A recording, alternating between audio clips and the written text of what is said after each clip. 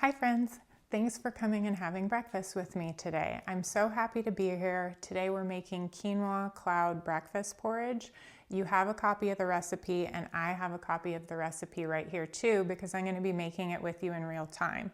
Also, when I cook, I tend to just kind of make things up as I go along, whatever sounds good, whatever I'm kind of vibing for the day. So I wanted to make sure that we stay true to the recipe.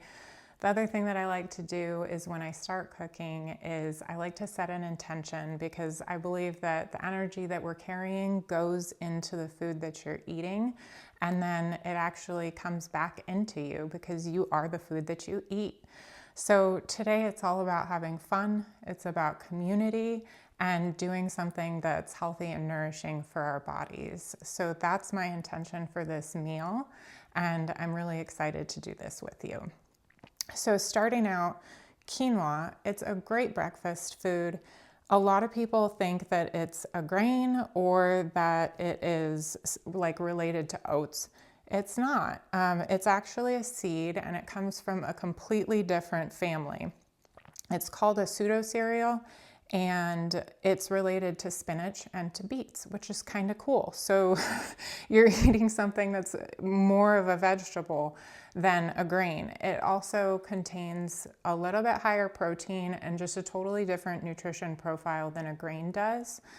So it's a nice alternative. I know a lot of people right now are getting caught up in eating enough protein or reducing your carbohydrates, whatever it is. We need carbohydrates, fats, and protein. This meal is going to give you all of them, and it's a great way to start your day. You're going to notice that the quinoa that we're using is white quinoa. That's really important because quinoa has this little protective coating on the outside of it. It's called saponin.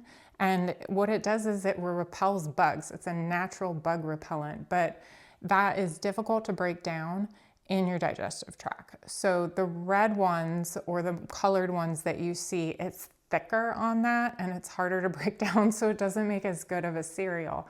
Also, if you notice that you've tried quinoa before and maybe you had a little bit of a difficulty with it, it could be that it was one of the colored ones, so maybe try the white one. The other thing is in my recipe, I suggest soaking. Soaking also helps break down that layer on the outside of the quinoa, so that can help if you have sensitive digestion. And it also just makes it cook a little bit faster too. So that can be nice. I'm not going to pre-soak this because I wanted to grind it up. I like using this to grind up my quinoa and I don't feel that I really have too much of an issue consuming it. So that's what we're going to do is we're going to start out by grinding this up and that's what's going to make it into something that is porridge-like. If you do soak it, you can soak it in the milk and the water that's in the recipe and you can throw that whole thing into the blender and then pour that into your pot instead of doing it in two parts. Either way, you're going to get a really similar result, but again, you're going to be breaking down some of that outer shell of the quinoa with doing the soaking, and it might help you with digestion. So with that, we're going to go ahead and we're going to put this into my spice grinder. I think that I've had this for, I don't know, like 15 years, and it's kind of broken a little bit, but it still works perfectly well. It was maybe $20, and I just don't really want to upgrade it because why waste it? It still works, but there's a little bit of finagling when it comes to getting this kind of lined up. And that's what we're going to try to do now.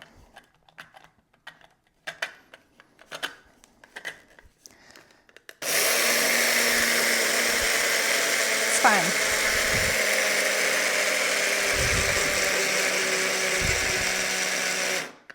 All right, that's good. So like that didn't take very long, right? And you're gonna see that like it turns into kind of a powder and that's what we're looking for. So because we're doing a whole cup of this and my grinder is not gonna do a whole cup, we're gonna do it in 2 batches.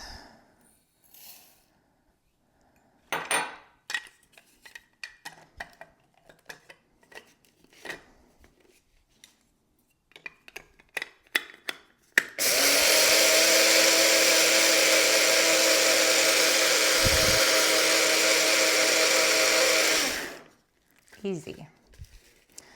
So now that it's ground up, we can mix it together, but so that we only have the grinder out at one time, one of the toppings that we can put onto this porridge is our flax seeds.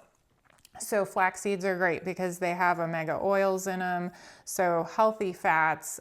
They're really, really good for you. The thing is that you can't, when you eat them whole, you're not extracting the fat and extracting all of the nutrients. They kind of just go through you whole.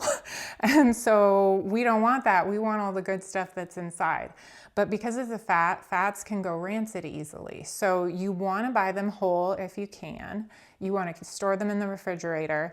And then when you're ready to use them, go ahead and grind them up and then keep that in the refrigerator. And I would say you could keep the ground flaxseed for up to a week. You can totally buy it ground and keep it in the refrigerator as well. But just if you want to maximize the freshness and kind of the nutrient extraction from it, do it this way. So I'm gonna go ahead and grind these up as well while we're here.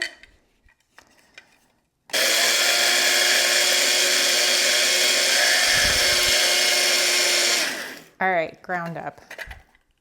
And that's good. And again, we kind of have a powder. So I'm gonna go ahead and put that into one of our jars so that way we have that later. And it's a nice little boost that we get to put on top of our porridge. So now we're gonna go over to the stove and we're gonna get this cooking.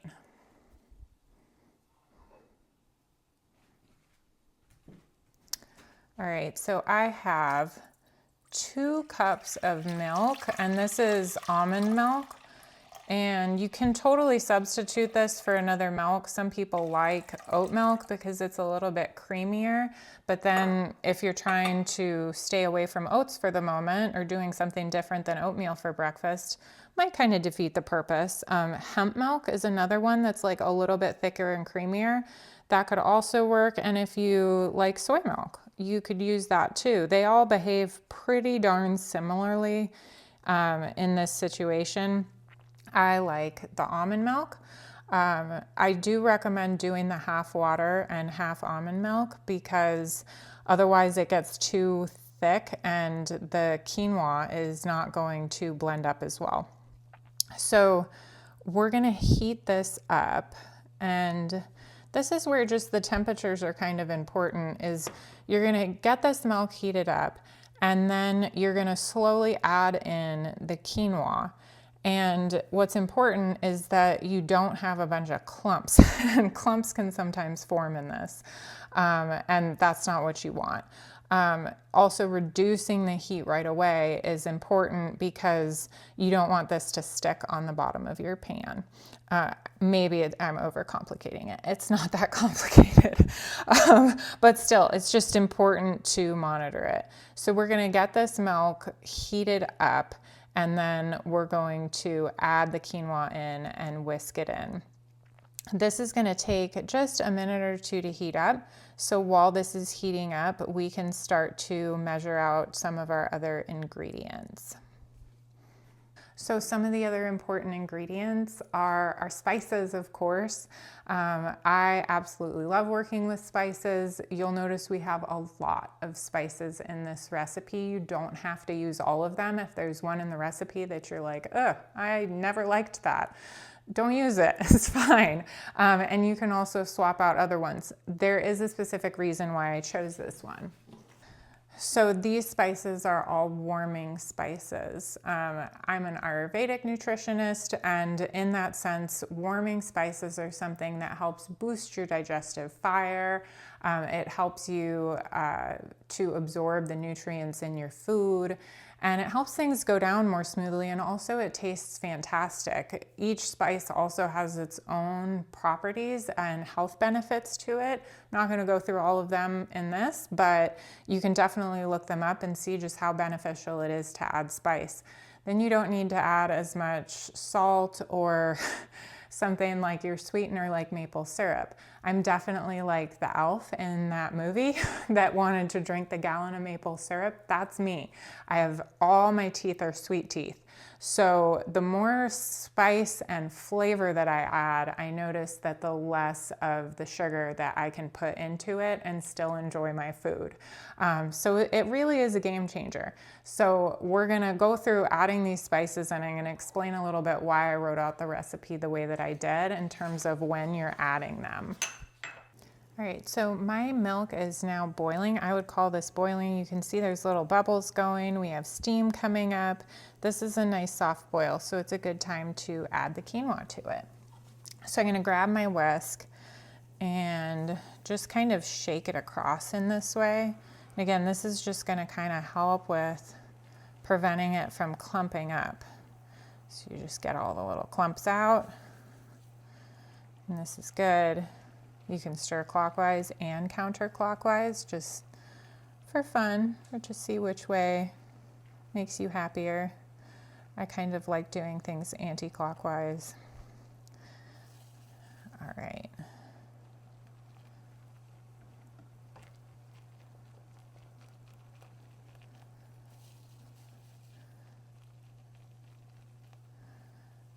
You can see it's continuing to bubble.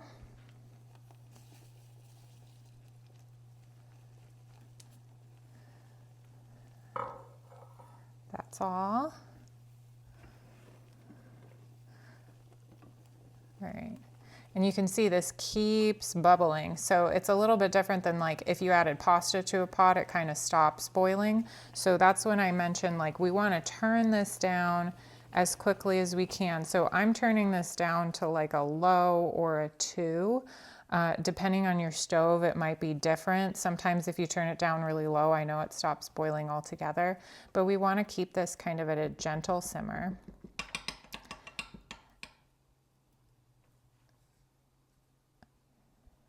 So you can still see there's tiny little bubbles forming. That looks good to me. So in the recipe, I indicate that you should kind of half your lid like this. That prevents it from boiling over. I'm the queen of boiling over. I've had so much stuff all over the stove and I hate it when that happens. So this is a good trick to keep it from doing that, but it's good to keep an eye on it.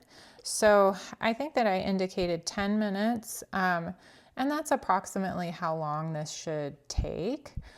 That being said, it's going to depend on your stove. If it only takes 3 or 4 minutes, you had it up way too high. But we're looking for a creamy consistency. And the thing is just like similar to grains, the way that quinoa behaves similarly is that if you don't give it enough time to cook, then what's going to happen is it's going to end up either dry or gluey because the water's just evaporating.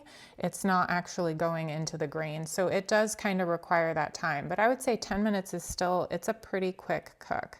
So we're going to keep an eye on this while we're getting our spices together. But keeping it nice and low is the way to go. All right, so with our spices, we are going to be doing a teaspoon of cinnamon. As you can see, I use an awful lot of cinnamon. Nice warm spice. Then we're gonna grab ginger, and I think I've added, half a teaspoon of ginger. Now ginger's pretty strong. A couple of the spices that I indicate to add after, so part of it we're gonna add in once this is almost finished cooking. The other 2 spices we're gonna add in at the very end, called finishing spices. Spices are fat soluble, and so when you cook them, they bloom or activate. And so that's gonna pull out different properties in the spice than if you add them raw. Also, cooking out is gonna change the intensity of the flavor. So I didn't want this to be super, super warm, so I'm cooking the ginger. So ginger goes here. Then next up, we have just a 1/4 teaspoon of turmeric and cardamom. And in this case, the turmeric and the nutmeg are the ones that we're gonna add at the very end. So I'm gonna put the turmeric in a 1/4 teaspoon. over into this little other container so that way we add that later. And we're just gonna have a little pinch of the nutmeg. If you have fresh nutmeg, that's absolutely fantastic and super fun. And then just a pinch of the clove, and then the cardamom. And with that, it's a 1/4 teaspoon too. So cardamom is the one that, like, I've had these jars open for a minute. That's what this smells like. The whole kitchen smells like this. So what I'll say is it's kind of like cilantro in the sense that it's polarizing, but it's really good for you. So if you don't have it and you want to try it, smell it first. Maybe even if you go knock on your neighbor's door and say, hey, can I smell your cardamom and see if I like it? They might think you're a little strange. That's okay. It would be a good idea so that way you see if you really like it. Turmeric is also something that is a really robust spice, and some people think that it tastes bitter. When you add all of these together, it creates this beautiful medley. But again, there's some things, I don't want you to ruin your porridge. So it could be that you mix these together and then you add just a little bit and see how it tastes with just a small helping of the porridge before you go ahead and put it all into your mixture, just to make sure that you like it. That's just what I'm gonna recommend. So we have our spices and we're gonna just stir those up a little bit so that way they go in evenly in our finishing spices. The other things that we're adding to this recipe is coconut oil and also a little bit of vanilla extract. Vanilla extract is delicious, and that's why we're putting it in there. I don't have anything else to say about it. It just tastes really good. And with the coconut oil, again, adding it a little bit later, that's going to give you a little bit more of that coconutty flavor. If you're not into coconut, you don't have to use it. It does add some good healthy fats to the meal, but definitely something that you wouldn't need, or if you're trying to have something that's a little bit lower fat. We also do have the flaxseed and also the toppings, the other goodies that we're going to put on top of it. So you're getting a variety of sources of here, but I like to add the coconut oil. It also helps the porridge like not stick to the pan and creates a little bit of a different consistency. So that's part of the reason why we add it. So we have our vanilla and we have our coconut oil. We have our spices, and these are the things that are actually going to go into the porridge on the stove during kind of the last bit here. I said I was going to follow along with the recipe. I've just been kind of going along, haven't I? But pretty much we're good. We blended the quinoa in the spice jar, made it. That's amazing. Medium saucepan, brought it to a boil, check. Then we poured the quinoa in and whisked gently so that we don't have clumps. We have the small crack. That's good. And now we are going to be checking it out to see how it's been cooking along. And we're going to add in this first spice mixture as well as the vanilla. And then we're going to remove it from the burner and we're going to add in the coconut oil and the last of the spices. So I'm going to bring these back over to the stove so that way we can do that all over there. All right, so checking on our porridge and seeing how it's cooking. As you can see, all right, it's thickening up. I continue to use the whisk. So these are the clumps that we were talking about. We want to make sure that we stir those out, and you're just looking to get a creamy consistency. So you don't want it to be super, super thick. Mine has been going for about 7.5 minutes, and this is where I'm at. So it's looking pretty good.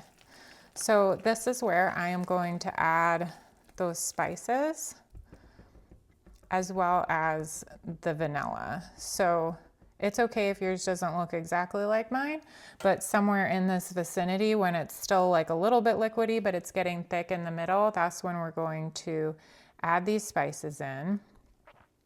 It's so hard because everybody's stove cooks differently. So estimating cooking times, I'm just gonna say, is a pretty big challenge because it's gonna vary so much. Also, if you soaked, then it could be just a tiny bit shorter as well. So we're gonna say anywhere from, 7 minutes to get to this point too. I think I put 8 or 9 minutes in the recipe. So we have our vanilla, and I'm going to switch to using this little spatula because now look, it's a little bit thicker. If this starts to thicken up too much, you can add more water to it. There's nothing wrong with that. So if you're like, mine's way too thick, that's okay. Just go grab a little bit more milk. Maybe start with like 1/4 of a cup to 1/2 of a cup, and then just whisk that in there. So here we are. We're gonna mix this for maybe 1 minute. And also, depending on how you like your porridge, you might like it a little bit thinner. So I'm going to grab just a tiny bit more milk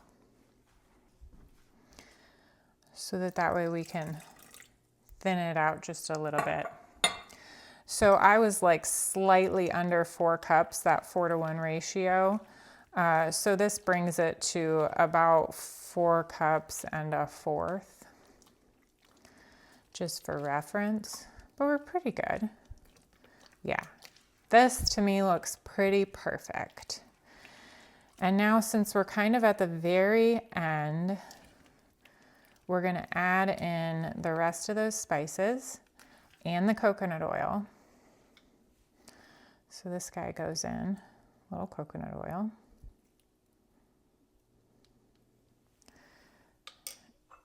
And the turmeric and the nutmeg. We're gonna mix that in. We're gonna take it off the heat completely.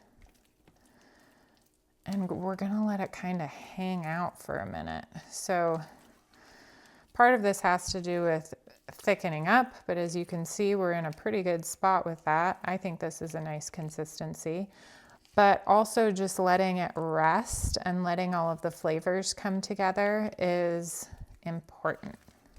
So that's what we're gonna do here. You can put the lid back on or not. I'm gonna put the lid back on, and again, I'm just gonna kind of move it off of the stove. All right, so now we have our cooked porridge that's hanging out, ready for us to eat, and it's toppings time, goodies time, which is my favorite time. I realized I don't have any bananas right now, which is what I put in the recipe. I also used all of my shredded coconut earlier in the week making like a Thai dish, so I don't have that either. I have some frozen blueberries, which I could have brought out, but instead I'm gonna be pretty simple with my toppings. You can go as wild as you want to with this. You can add several different fruits. I would say just keep it in small amounts. You can add different nuts if you're not a walnut person, or if you don't like nuts at all and you want to add more seeds, you can totally do that. It's up to you. But adding in these types of things makes the texture really nice. It makes it fun and exciting.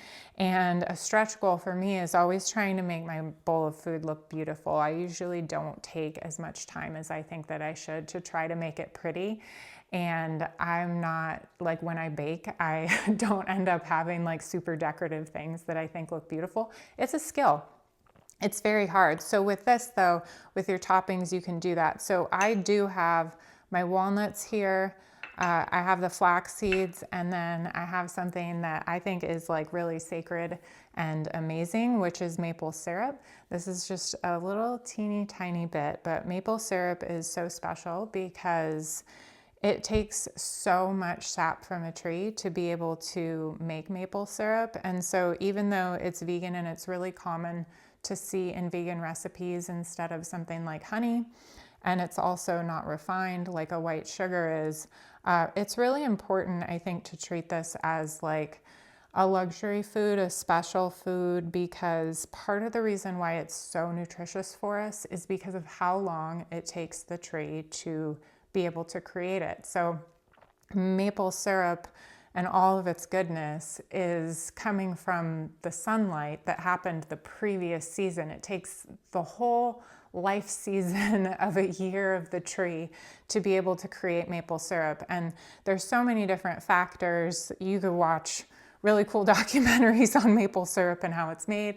I've been to a maple syrup farm, which I thought was really cool, to see what it takes. And so like gallons of the sap to cups of the syrup, and this entire life cycle that's going on. So treating this like a really special treat and knowing that it is nourishing you and it is something that somebody's life was involved in creating it, I think it's just important to acknowledge that. So because I love the flavor so much, that's what we're going to be using. If you don't like maple syrup, then there's other sweeteners that you can absolutely use, or you don't have to use it at all, right? Like you might be getting enough sweetness from the fruit and moisture from the fruit. You can also top it with a little bit of your milk alternative, and that would also kind of create additional element here. All right, so now we have our porridge. I think that looks pretty tasty. It looks just kind of like classic porridge that you would get in the, I don't know, I'm thinking about the show Little House on the Prairie right now. I'm like, this is my porridge, but it's warm and nourishing. And, you know, starting out the day with something that's warm, that is nourishing, that has all of your nutrients, this is really, it's good. It's fun. I'm gonna just put a little bit of the flaxseed on top. You can crush up your walnuts. I just like to kind of take them in half and put them on top. And then your little bit of sweetener. Yours might look totally different than mine because of the goodies that you have. You maybe didn't spill either, but like I think that that looks like a pretty good breakfast. So here's something else that I just want to mention is I put that this recipe is about 4 servings. Servings are a tricky thing because really all it is a way for us to be able to measure and indicate how much of all of the different macronutrients and micronutrients are in food, right? Like what is inside of this? I have to take a specific quantity of that and measure it. But a serving doesn't necessarily mean how much you should be eating. It's just a way to quantify it for the package. And that's true for all packaged foods. So if I say like, you know, a cup of rice has X number of calories, that's just saying that a cup of rice has X number of calories. The percentages that you see on the labels also, like that's based on a 2,000 calorie diet. That's not appropriate for everyone.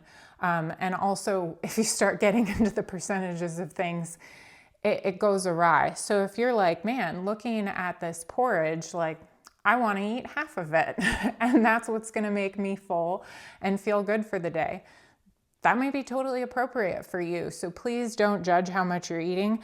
I made this little bowl this way just as an example. I honestly would probably eat about twice as much as what's in this bowl for breakfast. And that would get me what I was looking for my breakfast. I eat a bigger breakfast. You don't have to eat this for breakfast. It would also be a good after dinner snack, or you could eat it for lunch if you were wanting sweet lunch. So it can be eaten at really any time. What I am going to say is that how well does it store? It's going to thicken up. Like when you put it in the refrigerator, just like other porridges, it kind of turns into a block. And so rehydrating it is easier than just sticking it in the microwave. Or if you do stick it in the microwave, put like a cap on top of it so that way you're steaming it more, because otherwise it's just going to end up kind of gluey. It's a good idea to eat fresh food as much as you can. And if I wasn't talking this whole time, this whole thing maybe takes, right, like 15 minutes to put together, especially if you do a little bit of the prep beforehand.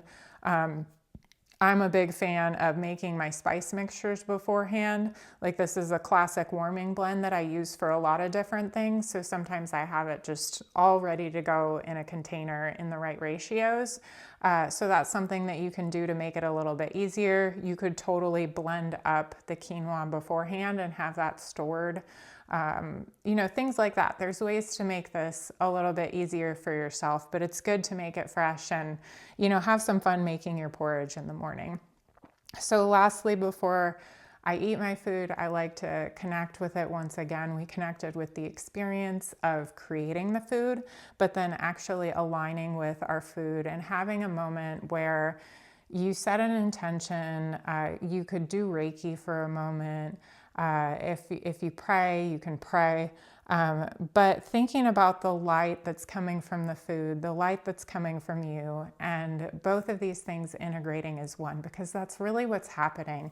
And so if you're in a good mindset and you feel positive about where your food is coming from and how you made it, and the act of eating it is going to be that much more rewarding, and you're going to find that you digest your food a lot better. So just taking that moment to have an intention, say thank you for all of the work that all of these plants have done to be able to create this food and sustain our lives, and all of the work that we put in to putting it together and taking time to learn about how our food comes together, and also how we can balance things out to make it healthy and delicious.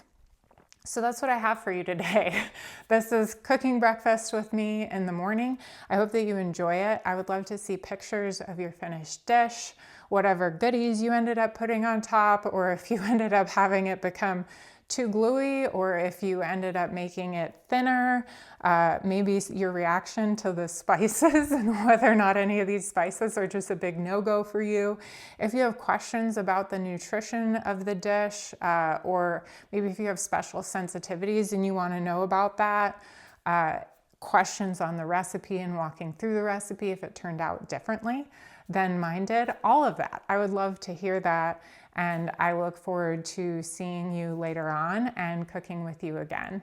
Bye, friends.